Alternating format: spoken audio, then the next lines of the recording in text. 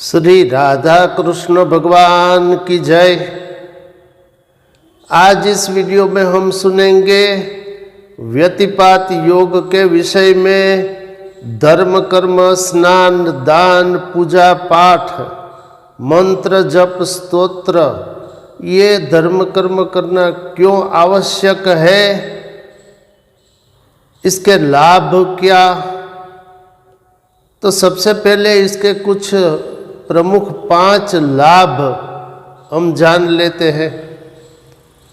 तो पहला लाभ तो ये है व्यतिपात योग में दान इत्यादि धर्म कर्म करने का कि उसका फल अनंत गुना हो जाता है। अब आप सोचिए कि अनंत तो किसी मायाबद्ध जीव के पास कुछ भी वस्तु पदार्थ द्रव्य अन्न जल दूध दही छाछ शहद कुछ भी अनंत हो ही नहीं सकता, क्योंकि मायाबद्ध जीव है, इसलिए अनंत दे नहीं सकते चाहने पर भी। जबकि व्यतिपात योग एक ऐसा योग है जिसमें थोड़ा भी श्रद्धापूर्वक दान कर दिया तो इसका फल अनंत गुना हो जाता है।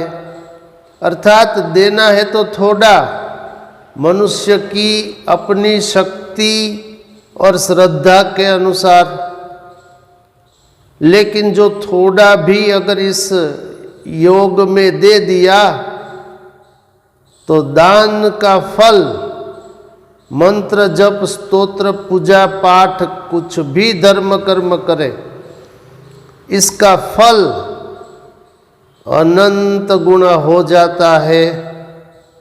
तो ये प्रथम लाभ। और दान क्यों करना पड़ेगा?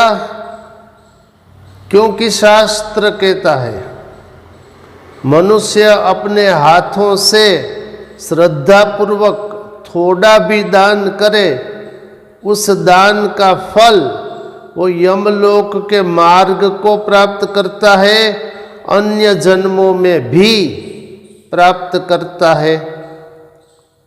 भगवान श्री कृष्ण ने गरुड़ जी से यहाँ तक कह दिया कि थोड़ा भी अगर श्रद्धापूर्वक दान करता है तो वो सब दान का फल अक्षय बन के यमलोक के मार्ग में उस जीवात्मा की आगे आगे चलते हैं, क्योंकि वो उसी जीवात्मा को मिलना है। इसलिए थोड़ा तो थोड़ा दान व्यतिपात में अवश्य करना ही चाहिए, तो अनंत फल हो जाएगा। ठीक। दूसरा क्या लाभ दान क्यों करना चाहिए? क्योंकि सावधान होकर सुनिएगा, क्योंकि मनुष्य देह में जो जीवात्मा है वो भगवत प्राप्ति किए बगैर अगर उसकी मृत्यु हो जाती है तो मायाबद्ध एरिया में ही वो जीवात्मा रहेगा। शरीर कोई मिले, पशु पक्षी कीट पतंग भूत प्रेत पिशाच वृक्ष जलचर भूचर खेचर, देवताओं के लोक में इंद्र वगैरह बने, ब्रह्मा के लोक में ब्रह्मलोक में भी चले जाए, लेकिन रहेगा वो जीवात्मा मायाबद्ध ही, क्योंकि भगवत प्राप्ति नहीं की है। ठीक। तो जहां जहां वो जीवात्मा जाएगा तहां तहां उसे उन शरीरों को पोषण देने योग्य पदार्थ द्रव्य हवा पानी, अर्थात उस देह के लिए जो जीवित रहने में परम आवश्यक पदार्थ है वो सब पदार्थ देने ही पड़ेंगे, अन्यथा मन जवाब दे देगा। जैसे दृष्टांत के तौर पर एक कोई छोटा सा पौधा है, वनस्पति, उसको सूर्य प्रकाश भी चाहिए, ऑक्सीजन भी चाहिए,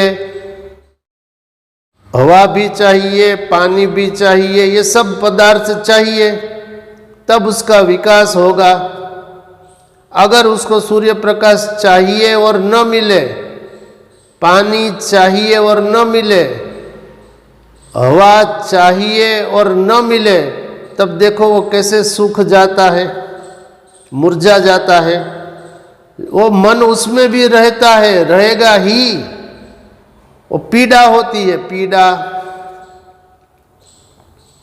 इसलिए व्यतिपात योग में जो दान करते हैं, जो जीवात्मा मनुष्य देह में, वो अनंत गुणा होकर उसी को ही मिलेगा।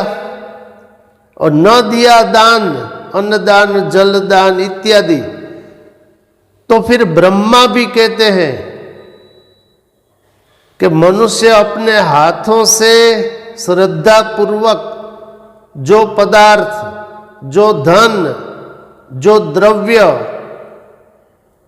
देता है, उसी को ही वो जन्मों जन्मांतर में प्राप्त करता है। लेकिन जो उसने नहीं दिया दान, वो करोड़ों कल्प में भी उसे प्राप्त नहीं होता।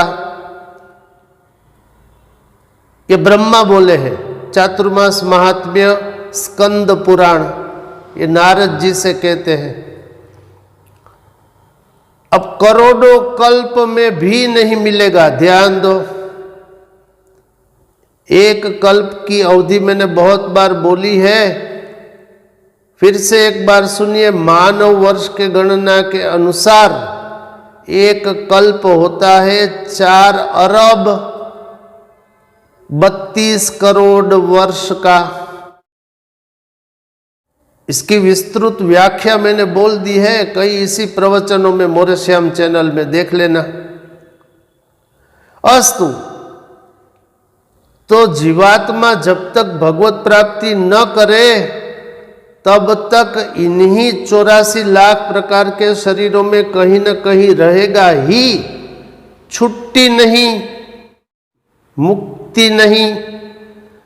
अब छुट्टी के लिए, मुक्ति के लिए अलग कानून है भगवान का, उसका अगर पालन कर ले कोई तो उसकी भी बात बन जाएगी। वो जीवात्मा भी 84 लाख प्रकार के शरीरों से, अर्थात माया से, क्योंकि यही माया जननी है, ये 84 लाख प्रकार के शरीरों में जो जीवात्मा घूमता है, उसकी जननी यही माया है। तो इन्हीं माया के अंतर्गत वो रहेगा जीव, भगवत प्राप्ति न कर ले तो मुक्ति नहीं हो सकती। मुक्ति किससे? जिससे बंधन है। किससे बंधन है? माया से। इसे कैसे लांघ सकते हैं, कैसे माया से छुट्टी पा सकते हैं? तो भगवान का कानून है, उसका पालन करना पड़ेगा 100%। क्या नियम है भगवान का? भगवान ने स्वयं बताया, देवी येषा गुणमयी मम माया दुरत्यया मामेव ये प्रपद्यन्ते माया में ताम तरन्ति ते। गीता 7वें अध्याय का 14वां श्लोक, ज्ञान विज्ञान योग। भगवान बोले हैं अर्जुन, अब अर्जुन तो निमित्त है हम सबका। अर्जुन, ये मेरी देवी माया है, इसको लांघना, इससे पार होना कठिन है, दुष्कर नहीं, असंभव नहीं, कठिन है जरा। लेकिन जो मेरी ही शरण में आता है, केवल मेरी ही, शरण में आता है उसी की ही माया से छुट्टी होती है, मुक्ति होती है। अस्तु, अब विषयांतर न हो जाए इसलिए हम फिर से व्यतिपात योग के बारे में आगे जानेंगे। तो व्यतिपात योग में जो थोड़ा भी दान कर दिया उसका फल अनंत गुना हो जाता है। अर्थात देना है थोड़ा अपनी श्रद्धा और शक्ति अनुसार और फल अनंत। ये कब तक मिलेगा फल? अरबों खरबों वर्ष। ध्यान दो, कितने समय मिलेगा आने वाले वीडियो में जानेंगे।